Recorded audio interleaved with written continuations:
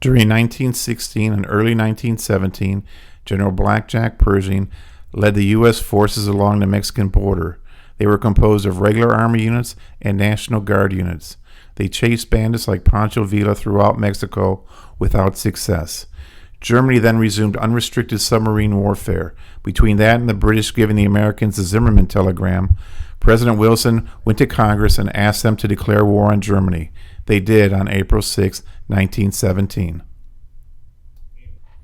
Detroit's factories were running at full throttle, supplying goods for the U.S. market while also supplying goods for the war in Europe.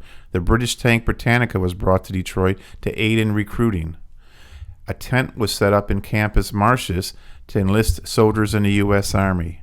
Meanwhile, Captain Raymond Fowler of the 16th Regiment of Engineers was recruiting officers. Finally, in early May, he put out a pamphlet that said, "Show your colors," and men flocked to the old custom house at the corner of Griswold and Larned. What they needed were construction workers, railroad maintenance people, and construction people for railroads. In 1917, Detroit was one of the fastest growing cities in the U.S. With the automobile industry, it increased the number of engineers the city had.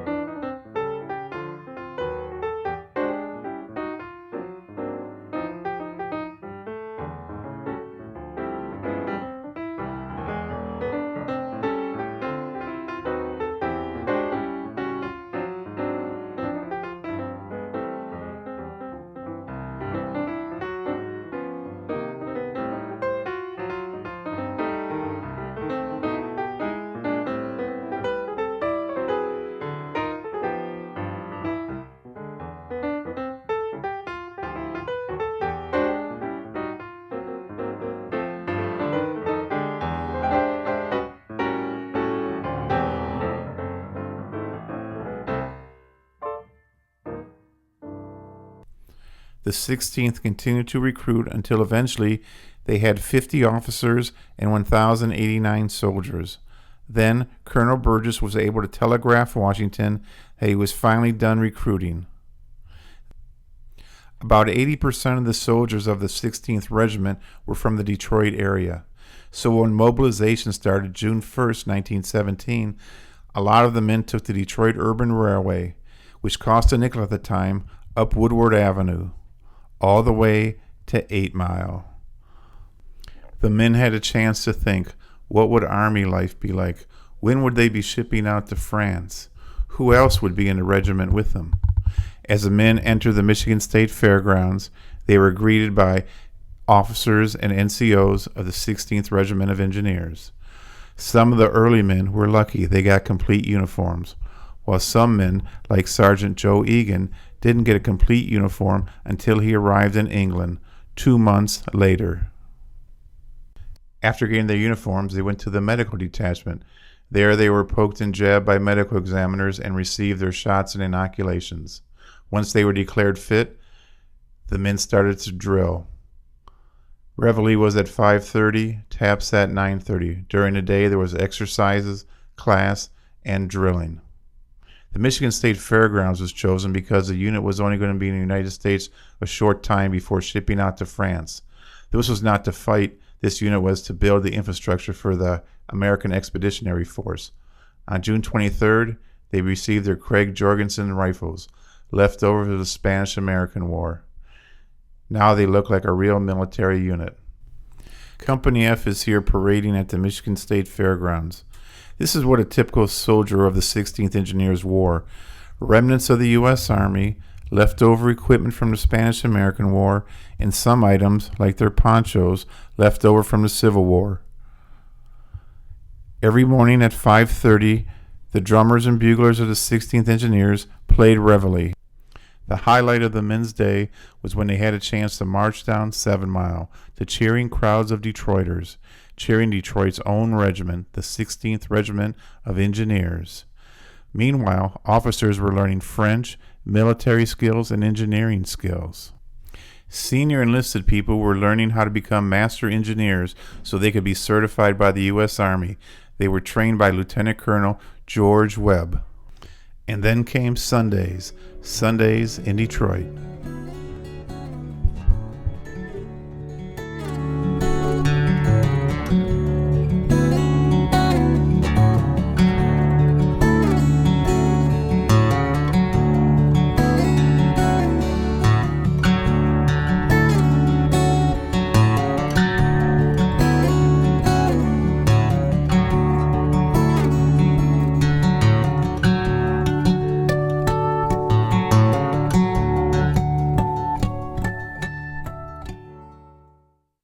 On Sundays, friends and relatives were allowed on the fairgrounds.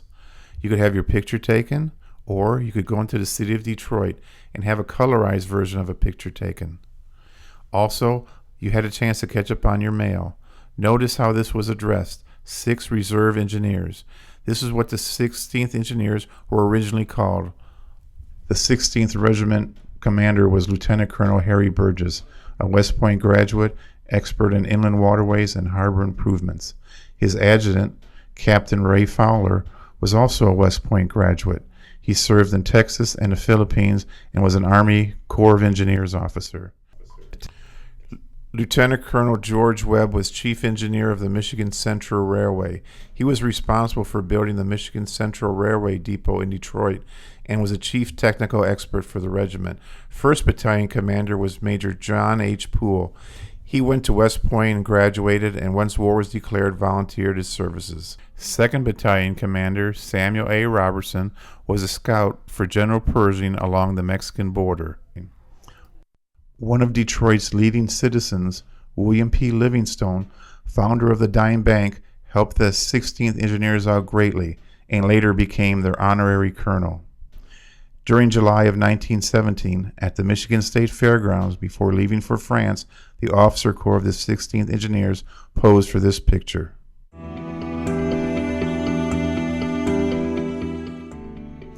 On Sunday, July 29, 1917, the 16th Engineers made their final preparations at the Michigan State Fairgrounds. They loaded the railroad cars with their equipment, getting ready to go to France. Spirits were high. The men were excited. But first, they had to go to New York. At New York's Pier 54, the 16th Engineers loaded the ship Tuscania. It was 104 degrees that day. The men were sweltering on the pier. Finally, at 6 p.m., July 29, 1917, they left New York on their way to France. Finally, to France.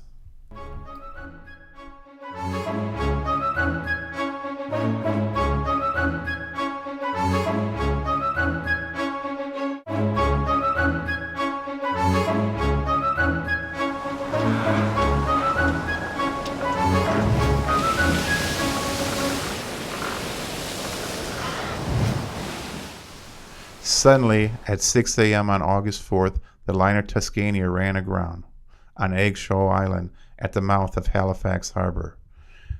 The liner pulled into Halifax for repairs. Meanwhile, the men had a chance to rest and write letters home and receive mail.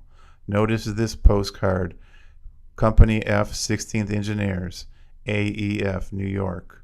For 10 long days, the men stayed in Nova Scotia, only one day getting off to march to nearby Dartmouth. But on August 13th, they were off to France again. Finally, this time with a convoy. The convoy system was used to protect the ships.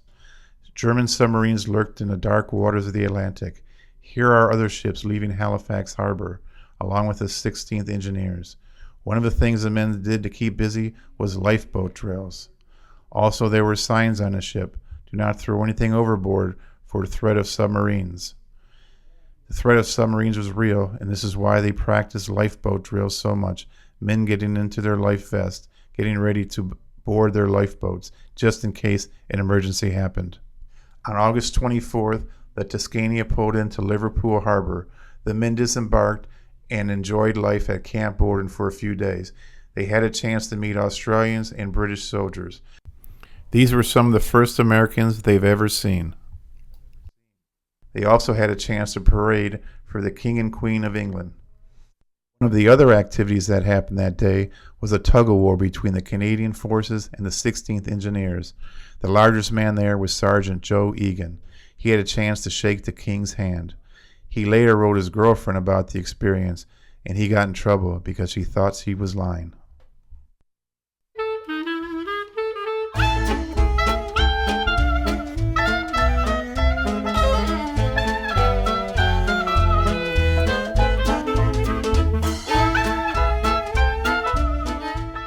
Finally, the men arrived in France, weary, seasick, and smelling bad. It was Le Havre, France, August 27th at 4 a.m. when the 16th Engineers stepped onto French soil. Now they had a chance to show the French and the British what they were designed to do, build the infrastructure for the American Expeditionary Force in France. The first thing that had to happen was unloading their ship full of equipment. Then the men were marched a few miles to a British rest camp, where they had a chance to enjoy English rations, hard-boiled eggs, tea, and crackers. There was almost a riot, but Major Sam Robertson reminded them they were volunteers. They chose to do this. Then they boarded a train and traveled across France, all the way to a little town called Châtel. When the men arrived in Châtel, they were billeted in houses and barns. One of the things they noticed was that there was a large manure pile by each house. This was a source of pride for the French, but the Americans wanted to clean it up, and when they did, the French got mad.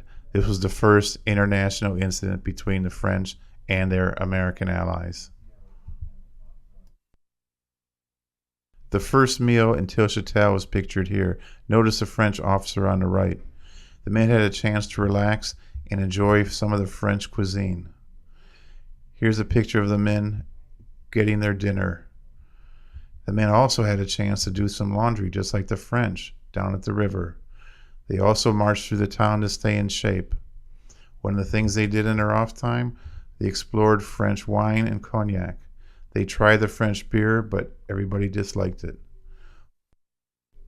The Americans tried to improve their French language skills, as demonstrated here. Notice 2 Americans and 4 French women. Some Americans used United Cigar Store coupons as legal tender for the first few days. That was until the French realized it was not legal tender. The men of the 16th adopted several of the French children. One of them, Charles Monet Graves, as pictured here, wearing an army uniform, was adopted and taken to Minnesota after the war.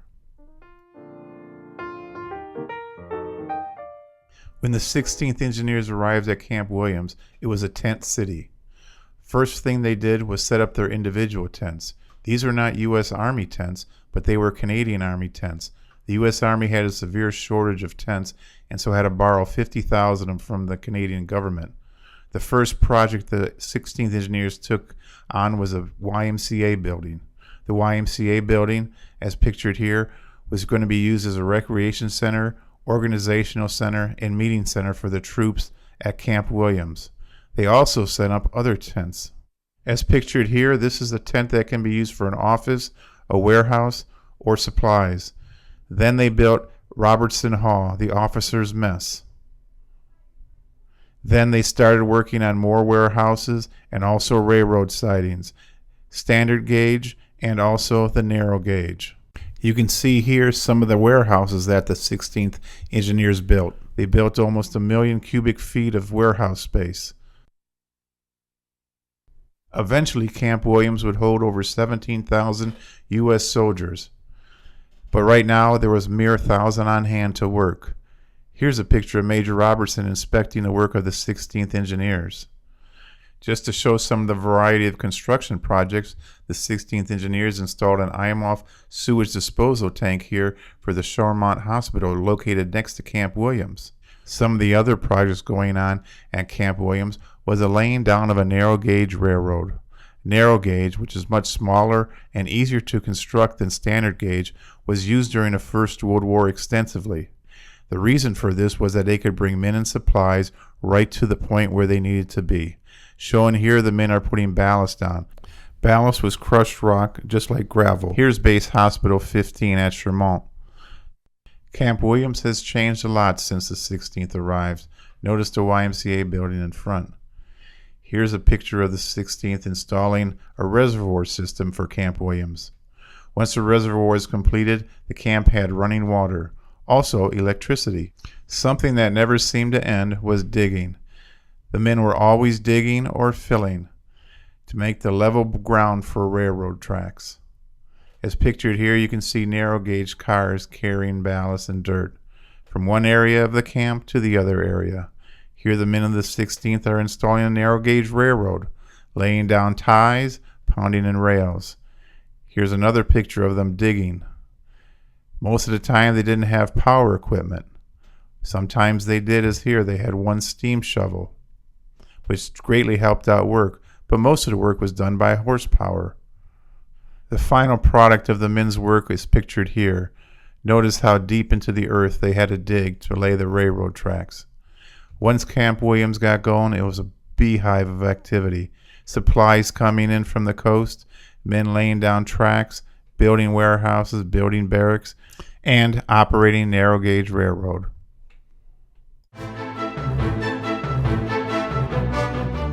In the spring of 1918, the Germans launched their grand offensive.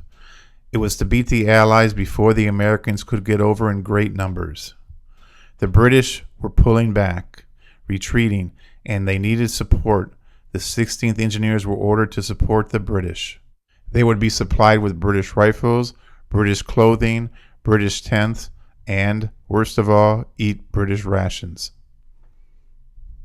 Most of the work the men did was repair work. Narrow gauge tracks would be blown up and they'd have to be repaired. Also, there was bomb damage. German artillery would blow up parts of the railroad. Men would have to come by, fill the holes, and then lay down new track. Luckily, most of this track was prefabricated. This made repair quick and easy.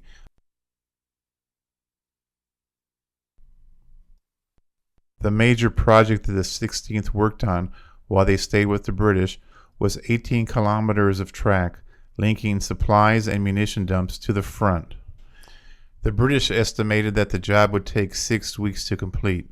Within 4 weeks, the 16th had trains running on it, and they completed it well ahead of schedule. Life at the front was hard for the men. They were under constant artillery and aerial bombardment. Gas was used. And where they were working was chalk soil, white chalk, so at nighttime the German bombers had no problem pinpointing where they should drop their bombs. Several soldiers lost their lives during this time. After a few weeks with the British, the men of the 16th Engineers became hardcore veterans. They were able to work under fire. Nothing seemed to bother them. As you can see here, unloading railroad ties. Here the men are loading narrow gauge railroad, prefabricated. They could use this for repair work or if they needed to extend some of the narrow gauge railroad lines in the British sector. Here the men are demonstrating how to install a narrow gauge railroad.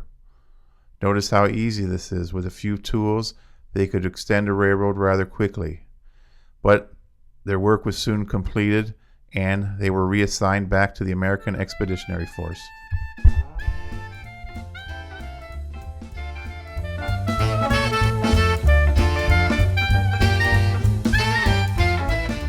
The Nevers Cutoff was the largest project taken on by the 16th Engineers. It would allow ships to unload their cargo onto trains and take it all the way to the American front lines. This would eliminate over 8 miles of congested track around the train yards of Nevers, France. The 16th Engineers, Colonel George Webb, was in charge of the project. This allowed the American Expeditionary Force to be a separate army, just like the French Army and the British Army in France. They would no longer have to be supplying troops to their allies.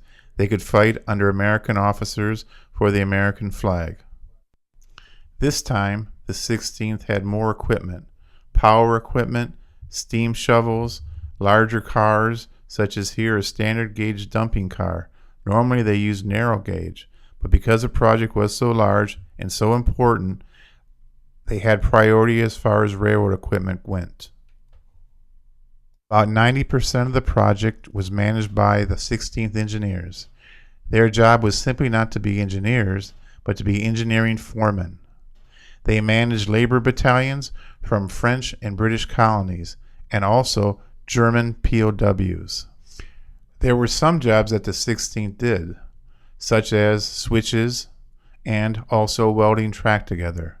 This was because it required skilled labor. Most of the work, however, was done by the labor battalions, as seen here.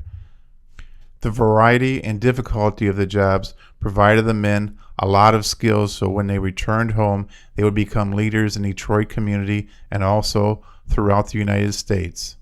While in France, the 16th Engineers had a chance to demonstrate to the United States and the world the engineering excellence of the Detroit area. As seen here, a steam shovel was operating, working on one of the deep cuts for the Nevers cutoff. Everybody lent a hand, working long hours and many days without breaks. The men continued to lay track. Here's a picture of German POWs happily helping the 16th Engineers lay track. The biggest obstacle facing the men was spanning the Loire River. They would have to span over 2,000 feet using pile drives and girders to cover this area. It was also going to be a double-wide track. This meant that there would be difficulties in the design and construction of the bridge. Here the men are working on pile drives, driving in small stakes, and then they had the big steam pile drives, which drove the piles into the ground. Then 50-foot steel girders were laid across the Loire River, 16 of them. Here's a view from the riverbed looking up at the fill. On top was where the railroad tracks were laid. Here's some actual footage of the Nevers cutoff, the first train going through. You'll notice a lot of construction workers still working on the railway.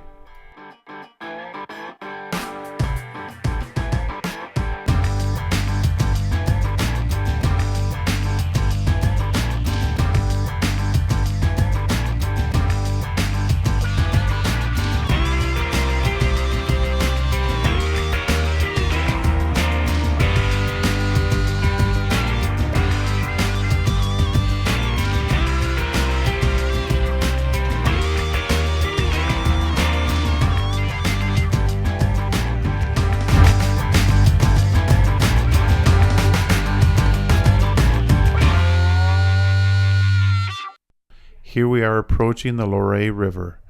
The bridge spans over 2,000 feet. Notice the steam shovel on the left.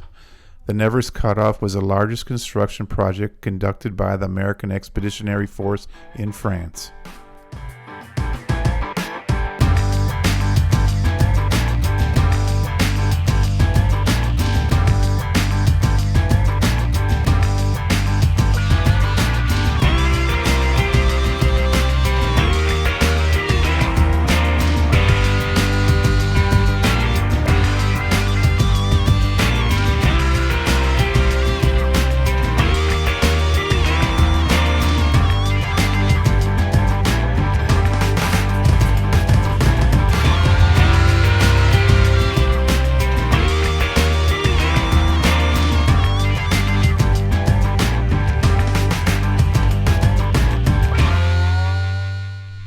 By August, the Nevers Cutoff was winding down.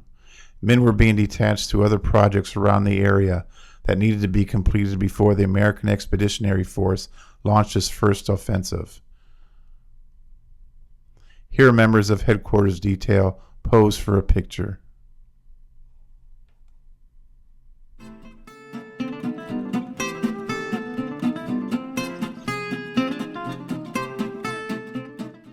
Mid-June, the 16th Engineers Company B was assigned to the Marseille Engine Terminal project.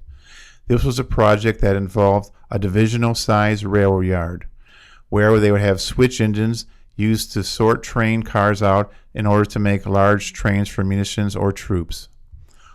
The standard practice for the American Expeditionary Force was not to build turntables, So what they did was they built a 450-foot radius track so that engines could turn around without using a turntable, which would take too long and be too expensive to build. Here's a picture of the 16th Engineers in the background with the mainline tracks in the foreground on a Marcy engine terminal. Here's some pictures of what a terminal looks like. In an engine terminal, switch engines, which are small, move cars around and organize them into larger trains. Then large steam engines come in and take them to their destination. In June, Captain T.H. Birmingham, Company B of the 16th Engineers, took overall command of the Marcy engine terminal. The reason for this was there was a problem with liaison between the PLM railway officials and the French engineers. So Captain Birmingham took command and completed the construction of the Marcy engine terminal in mid-September 1918. Here's a picture of Company B at chow time. The men also had a chance to go swimming in the Loire River since it was the summer of 1918. If you didn't want to swim, you could go into Nevers and get your picture taken like Joseph Schulich did July 15th, 1918.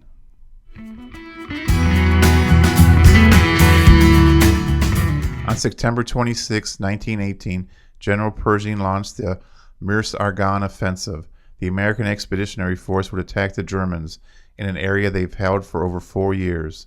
The French declared this area impregnable. 16th Engineers would be extending American railroads following the American advance or repairing German railroads destroyed by the retreating Germans. This was something new for the 16th, advancing behind the American Expeditionary Force. No longer backing up the British, no longer doing construction work. Now they were part of the offensive. Railroads were playing an important part in the American advance. There were only a few good roads made of cobblestone like the one pictured here that could support the American advance. Most of the supplies would have to be brought up by large or narrow gauge railroad. As you can see here, some of the battle damage. 4 years of fighting had taken its toll on the area. The French and the Germans battled this area relentlessly. Now it was the Americans' turn.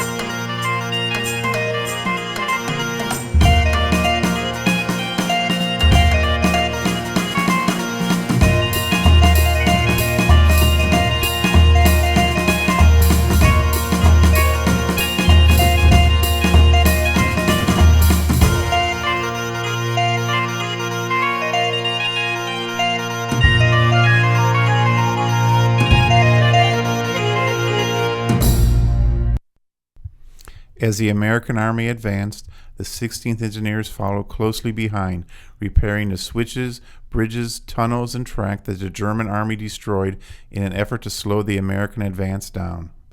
During this period, the men had a chance to see what life was like in the German Army, sleeping in their barracks and bunkers. The American advance continued from October until November. These camouflage roads would no longer be needed to cover the American advance. The German army was retreating. The war would soon be over.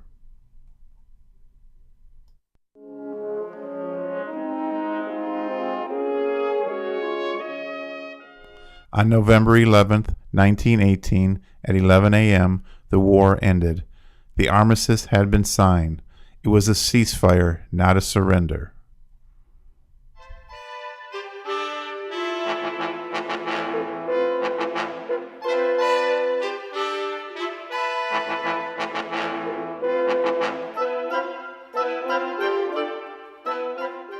Unlike most troops in the American Expeditionary Force, after the armistice, the 16th Engineers were very busy repairing and operating the railroad in the city of Verdun. On February 27, 1919, the 16th Engineers passed in review of General Pershing, Commander-in-Chief of the American Expeditionary Force in France. Along with the 16th were 8 other engineering regiments that came over to France early in the war to build the infrastructure for the American Expeditionary Force.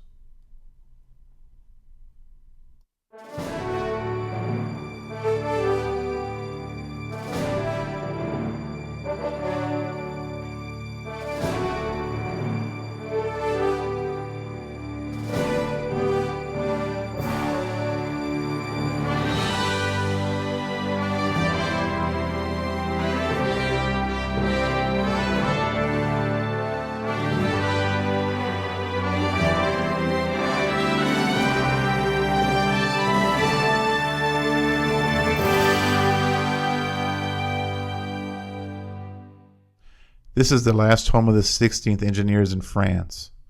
And this is what some of the men did to pass the time. They were no longer in charge of the railway operations in Verdun area, so they had a chance to play football. Company teams were formed, and eventually a regimental all-star team was formed.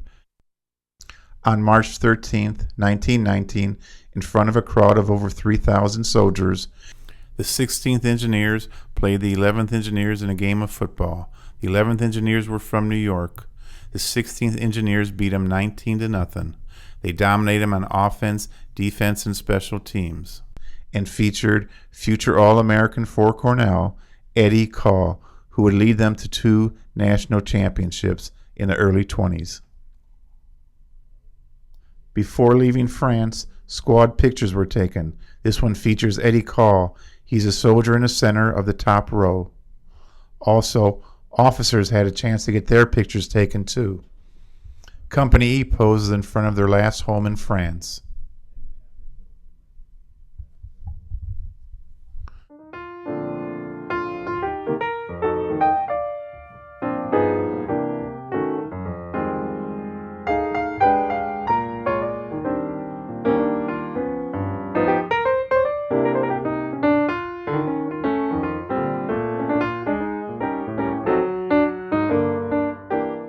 On March 28, 1919, the officers of the 16th Engineers attended a banquet at a chateau near Bordeaux. It was to honor them for their efforts during the Great War. On April 9th, the men of the 16th Engineers boarded the French trains. They were heading for the coast of France.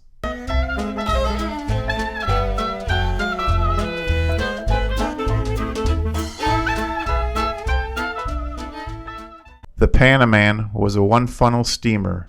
It was docked at Bordeaux, waiting for the 16th Engineers to board it. On April 10th at 3:45 a.m., reveille sounded.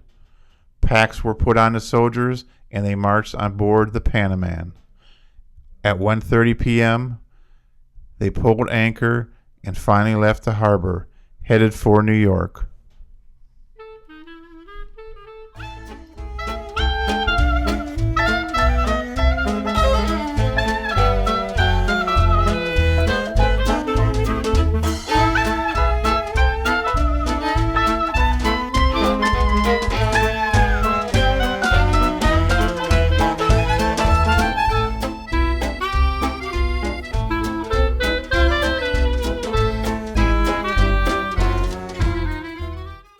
On the evening of April 22nd, the 16th Engineers arrived in New York to a royal welcome.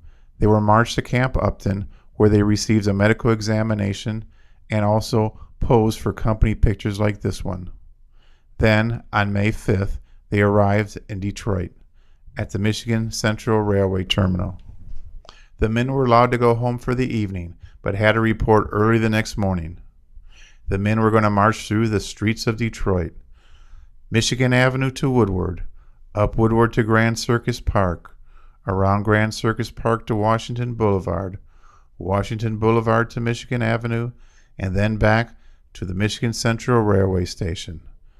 There, they would receive their regimental colors from Detroit's leading citizen and honorary colonel, William P. Livingstone. Then, the 16th would board trains, go to Camp Custer, receive their $60 bonus and red chevron, and be processed out of the Army.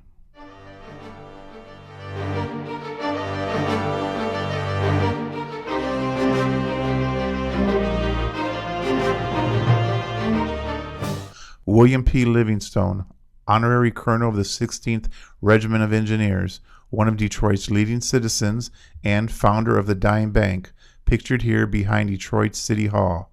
It's a tall building to the left. This is located near Campus Martius. William P. Livingstone also aided maritime navigation in the Great Lakes region, and hence they built a lighthouse in his memory on Belle Isle, the only marble lighthouse in North America. His son, T.W. Palmer Livingstone, was an officer in the 16th Regiment of Engineers.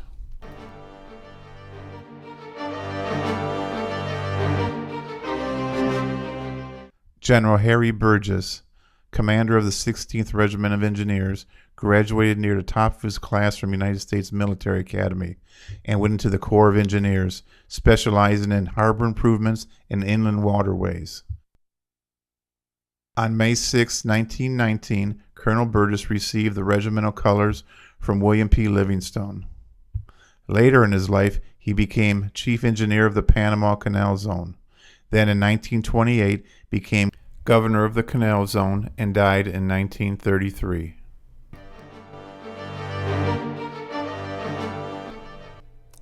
Colonel George H. Webb, chief engineer of the Michigan Central Railroad. He was responsible for building the Michigan Central Depot in Detroit. Built in 1913, it was the most modern facility in the world. It featured a drugstore, showers, a bath, and also facilities for the handicapped. After nearly 100 years, it still stands. Colonel Webb also received the Army Distinguished Service Medal. This was given to him for his planning and execution of the Nevers Cutoff in France, the largest construction enterprise conducted by the U.S. Army. General Raymond Fowler graduated from the United States Military Academy and was commissioned to the Corps of Engineers. During the early stages of the 16th Engineers organization, he was responsible for recruiting officers and enlisted men. During World War II, he became Assistant Chief of Engineers for Supply.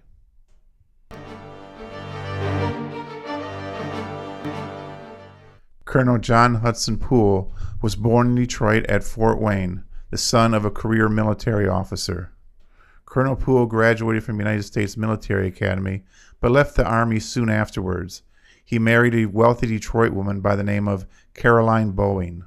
Caroline's brother William started the Boeing Aircraft Company out in Seattle, Washington, while Colonel Poole's brother, DeWitt Clinton Poole, was a diplomat and was in Russia during the Revolution.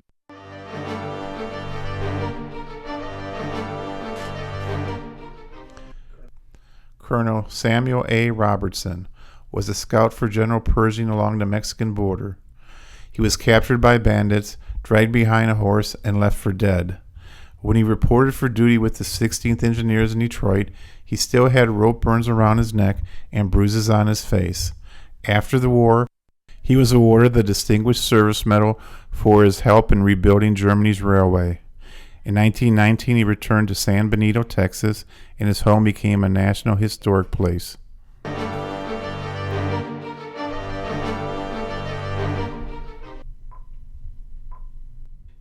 Lieutenant Colonel Tillinghast L. Houston. He was nearly 50 years old when he reported for duty in May of 1917 in Detroit. He was co-owner of the New York Yankees along with Jacob Ruppert. Eventually, in 1923, he sold his share to Mr. Ruppert. Colonel Houston stayed on with the Yankees. He was responsible for bringing a lot of the talent to New York. One of the players was Babe Ruth. Babe used to come into the colonel's office, put his feet on his desk, and talk to the colonel. The colonel was also responsible for the engineering aspects of Yankee Stadium. Captain Eugene I. Van Antwerp was a lieutenant with the 16th Engineers, and when he returned from France, he was the captain. He was a longtime city council member and mayor of Detroit from 1948 until 1950.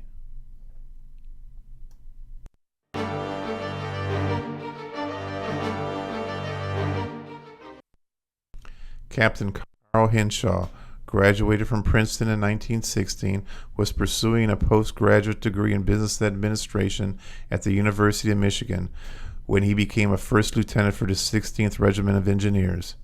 He eventually moved out to California and lived in Pasadena, where he became a congressman from 1939 until his death in 1956.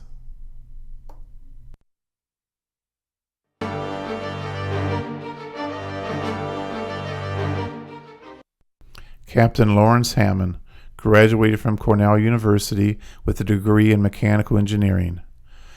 He was fluent in both French and German. While in France, he had a chance to greet General Pershing. Later on in his life, he invented the Hammond organ. Plus, he had 110 patents. During World War II, he did preliminary research on heat-seeking missiles.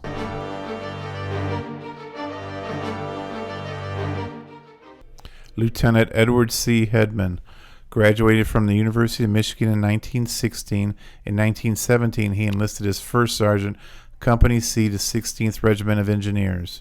He was promoted April of 1918 to second lieutenant of the 302nd Engineers, 77th Division.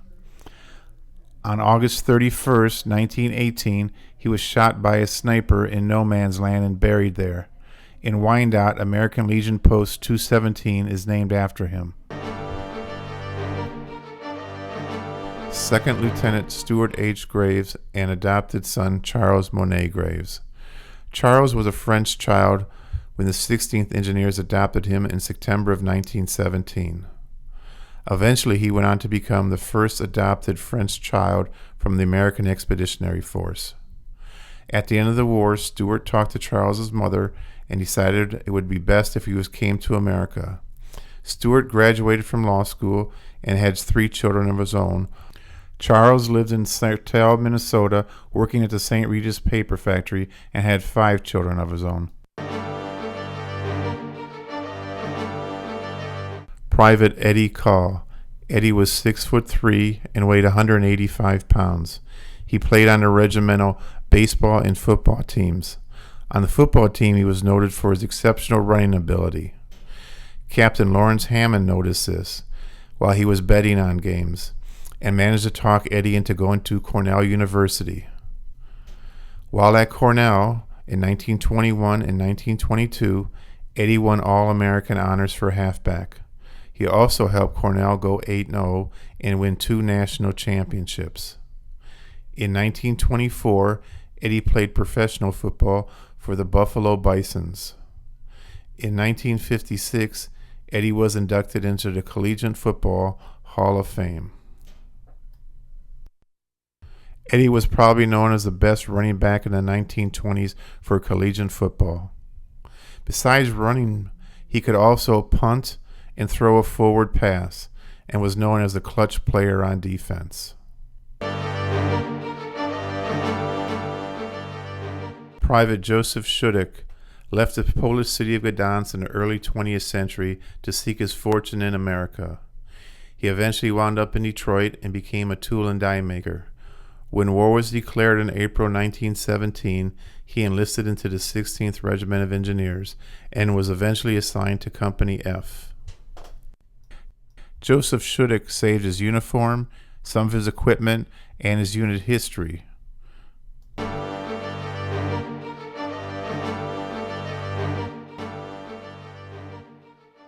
This was May 6, 1919.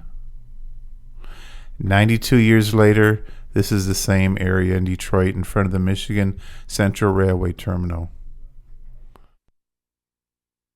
Also on May 6th, Captain Eugene I. Van Antwerp led the 16th Engineers through the city of Detroit. 92 years later, this is the same area in front of the Michigan Central Railway Depot. At the corner of Woodward and State Fair Avenue is a Veterans Memorial. On it is a plaque of the 16th Regiment of Engineers. 1926, a tablet was placed on the old barracks at the Michigan State Fairgrounds to the memory of the 16th Regiment of Engineers who served there during the summer of 1917. That plaque cannot be found today. In 1917, it was known as a school work building that the 16th Engineers used as a mess hall. Today, it's called the Whitehall Building. In the summer of 1917, this building was used as an officer's headquarters. It was the administration building. The men of the 16th Engineers did close order drill and did parade around it. The old custom house on the corner of Griswold and Larned was where the 16th Engineers were born. In 1939, the Veterans Association of the 16th Regiment of Engineers Railway published a unit history. This is the collar disc from Company E, 16th Regiment of Engineers. Veterans of Foreign Wars Post 582 was composed of members of the 16th Regiment of Engineers. Here's some memorabilia from that group. This pamphlet, Defensive Measures from Gas Attack, was owned by Captain T.H. Birmingham while in France. This mess tin was owned by Joseph Schudick. When we flip it over, we'll see on the top his name engraved, and on the bottom, 16th Regiment of Engineers. This gas mask bag was owned by Joseph Schudick. You'll notice Company F, 16th Engineers, and also his serial number written on it. These are two of Joseph Schudick's early war dog tags. You'll notice they have his name, his rank, the company, and also 16th Engineers. These dog tags were later in the war, issued in 1918. They have his name, his serial number, and USA for U.S. Army. This was Joseph Schudick's pay book. Each month, the regimental paymaster would make notations in the book for his pay, for insurance, or for any deductions. This is Joseph Schudick's collar badge. Notice the U.S. and 16. This was a regimental shoulder patch. 1st Army with the big A and a red castle for engineers. Soldiers purchased these at the end of the war. This is a U.S. Army Victory Medal. Notice the 3 battle bars, Lease, Meuse-Argonne, and Defensive Sector. These were issued to the members of the 16th Regiment of Engineers. These are the overseas chevrons. Each chevron represents 6 months of service overseas. The 16th received their first chevron in February of 1918. Many of the soldiers were mistaken for French officers whose rank looked similar to the U.S. Army chevrons for overseas service. This is a mannequin of the 16th Engineers at the Michigan State Fairgrounds. Notice they have a poncho and old military clothing. When you look at the hat, you'll notice a red and white hat cord. This symbolizes the Corps of Engineers. This mannequin represents an officer of the 16th Engineers at the Michigan State Fairgrounds. Officers had to buy their own uniform, hence there was a variety of uniforms the officers wore. This particular one wears a green tie. Normally officers would wear black ties. You'll notice the hat cord is gold and black. This symbolizes an officer. All officers wore the same hat cord. September 4th, 5th, and 6th, 1964 was the last reunion of the 16th Engineers. It was held in Detroit at the Pick Fort Shelby Hotel. Veterans of Foreign Wars Post 582, which was composed of members of the 16th Engineers, continued to dwindle in numbers. Eventually it closed in the mid-1970s. Here's a picture of Joseph Schudick next to his daughter Jeannie Skupinski. at the last reunion of the 16th Engineers.